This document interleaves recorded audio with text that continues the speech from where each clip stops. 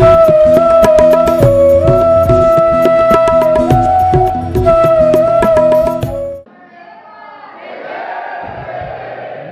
करो ऐसा कि पहचान बन जाए,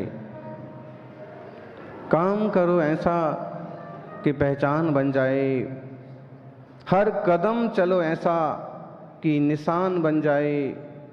यहाँ जिंदगी तो सभी काट लेते हैं, जिंदगी जियो ऐसा कि मिसाल बन जाए, जीवन जियो ऐसा कि मिसाल बन जाए। और जिनका जीवन मिसाल बना है, ऐसे अनंत अनंत सिद्ध परमेष्ठी भगवंतों को बारंबार नमस्कार। जिनका जीवन मिसाल बना है, ऐसे अनंत भगवंतों को वंदन हो।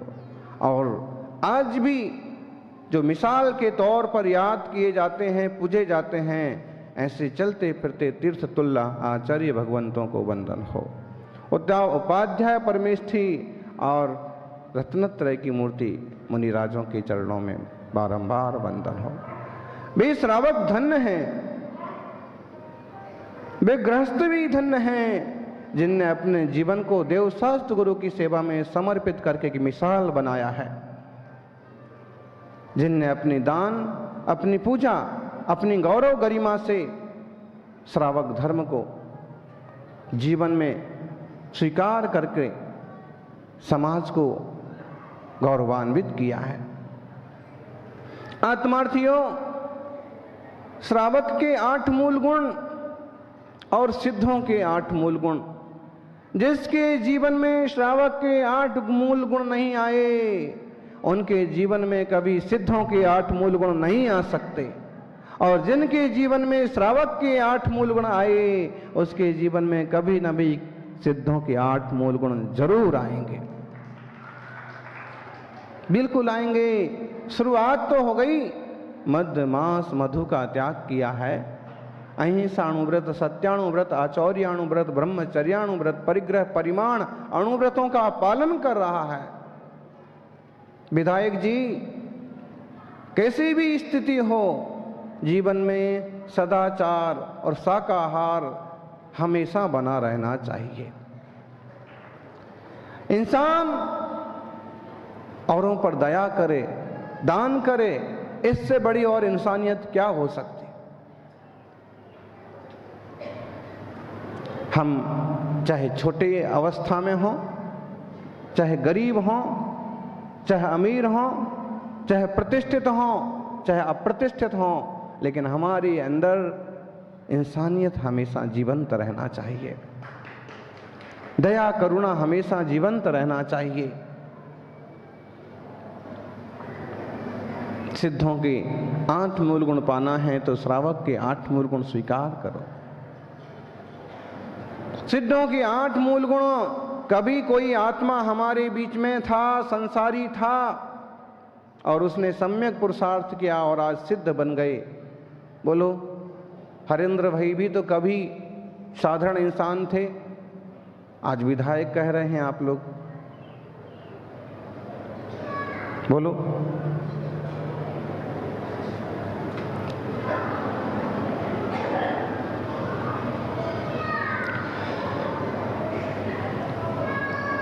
एक छोटा सा उदाहरण ले लो। गांधीनगर में मोदी जी के भाई पंकज भाई भी आए थे। हाँ, तो उस प्रवचन में उनने भी अपनी कुछ बातें कहीं कि मेरा जैन धर्म से जुड़ाव इस टाइप से रहा है कि तारंगा जी की चोटी पर चढ़ने के लिए हम लोग साइकिल से जाते थे बचपन में, और एक बार रात हो गई तो हमने सोचा कि अब रात हो गई और जंगल का मामला, वहाँ जंगल है तारंगा जी में, तो अपनी साइकिलिंग सब धरी रह जाएगी अगर जंगल में कोई जानवर मिल गया तो। आज अपन यहीं रुक जाते हैं। 2 लोग और थे, तीनों के तीनों अजैन। अब धर्मशाला दोनों जैन, एक दिगंबर एक श्वेतांबर।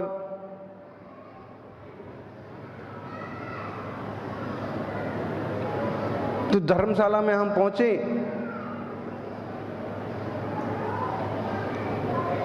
उनने पूछा कि आप लोग कौन हैं? तो बोले, हमने कह दिया हम जैन हैं। अब रात्रि विश्राम तो करना है। अगर हमने कुछ और बोला और फिर पता नहीं मैनेजर रुकने दे ना रुकने दे, फिर मैनेजर ने पूछ लिया भाई तुम कौन से जैन हो, दिगंबर जैन हो कि श्वेतंबर जैन? तो बोले हमारे मुंह से ऐसे निकल पड़ा कि हम दिगंबर जैन हैं। अब हमें दोनों का भी अर्थ पता नहीं था, लेकिन तब से एक शब्द से भी एक हृदय में एक श्रद्धा थी कि दिगंबर वीतराग जिन शासन भी कोई महान शासन है। उस सभा में हमने फिर एक बात कही थी आत्मा के संबंध में कि जैसे एक चाय बेचने वाला व्यक्ति प्रधानमंत्री बन सकता है, ऐसे ही शादी पर्याय में रहने वाला आत्मा भी परमात्मा बन सकता है।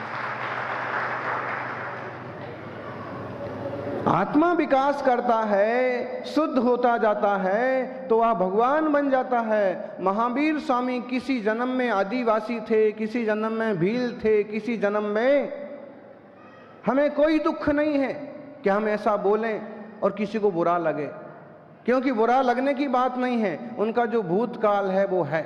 कई बार ये होता है कि वाल्मीकि ऋषि का चरित्र निकलता है, उसमें कोई वाल्मीकि चरित्र में उनके पिछले,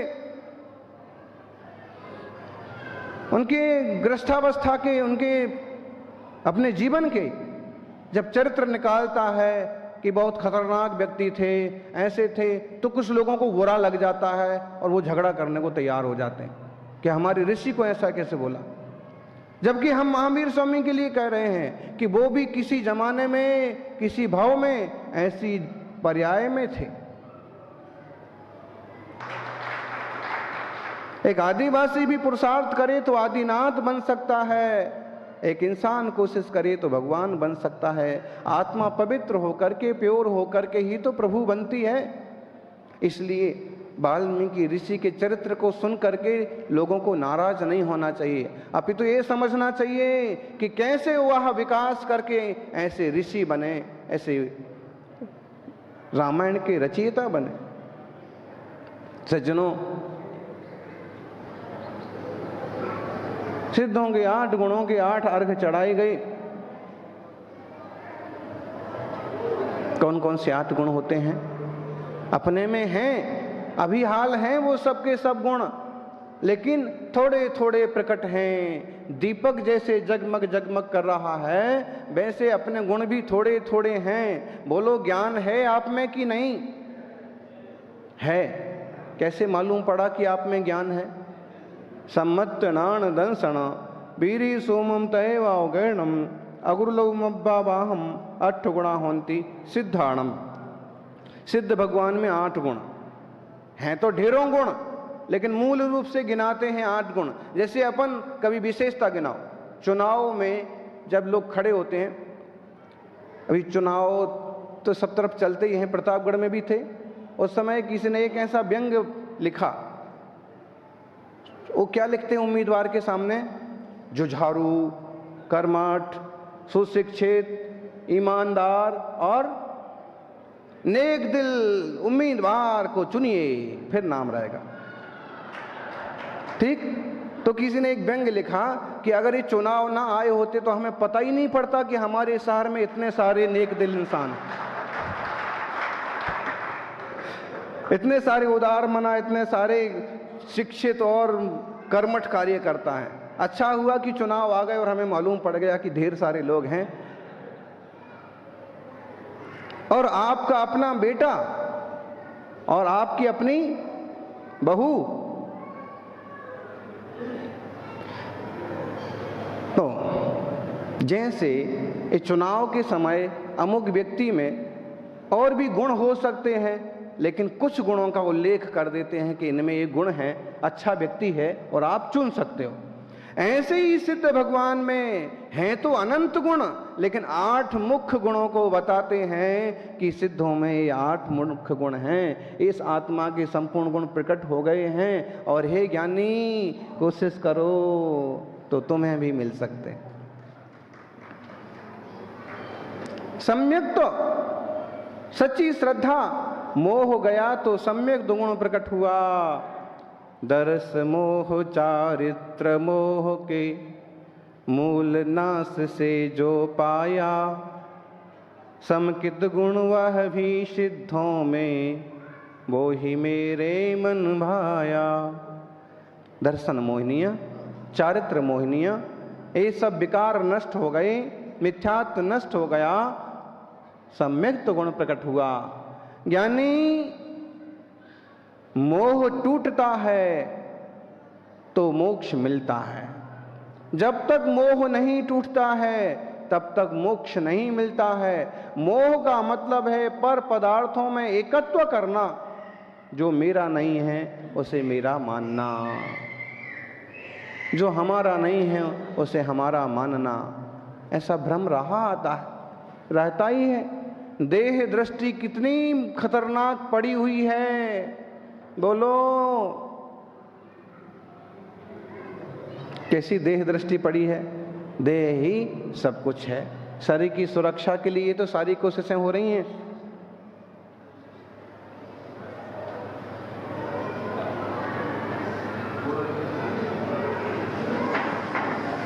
और जितना देह के लिए इंसान करता है उसका 10वां हिस्सा भी आत्मा के लिए करे तो भगवान होने में देर नहीं लगे। बोलो छुल्लक जी। ये छुल्लक जी जो इधर उधर रास्ता देख रहे हैं कि अब क्या करें, अब थोड़ा तो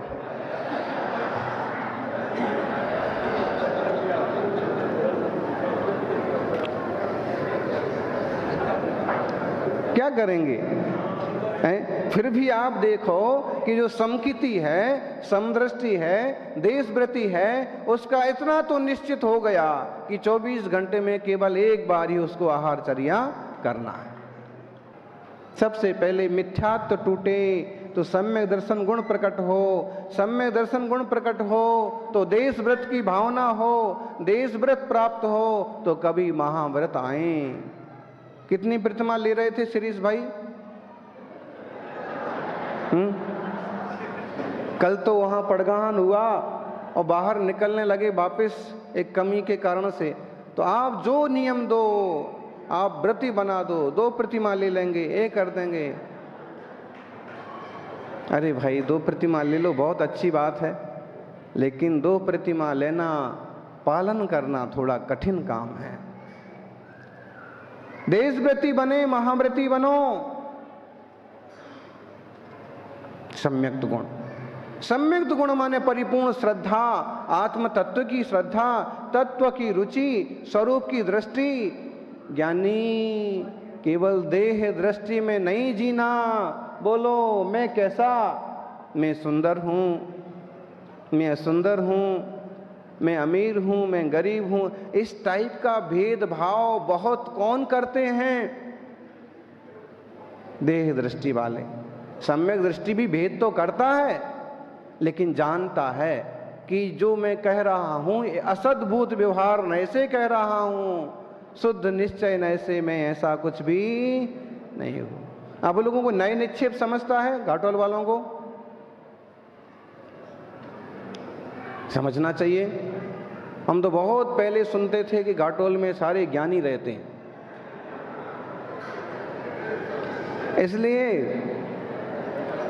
कभी घाटोल जाएंगे और योग संयोग के आपने बहुत कोशिश करके बुला भी लिया, पूरा संघ आ भी गया, लेकिन ध्यान रखना एक स्वाध्याय जरूर चलते रहना चाहिए।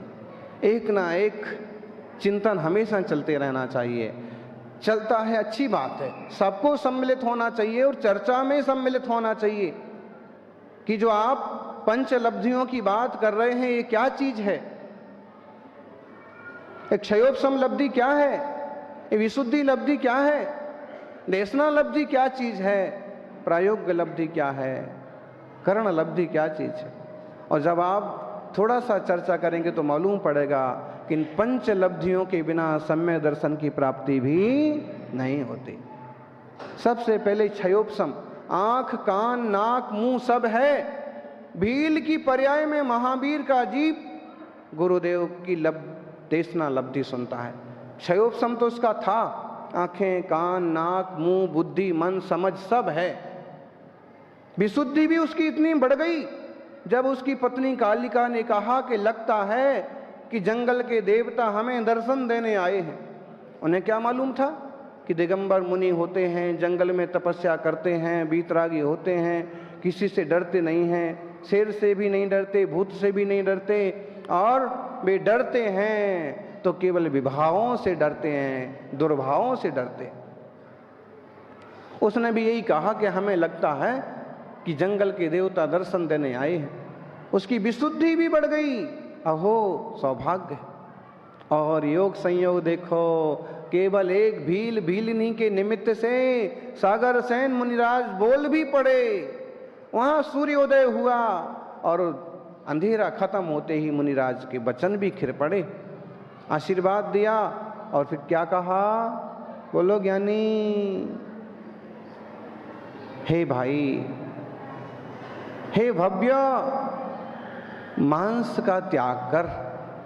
देखो, जिनने सारी दुनिया को अहिंसा का मार्ग बताया, किसी जन्म में वो ऐसे थे कि उन्हें किसी मुनि ने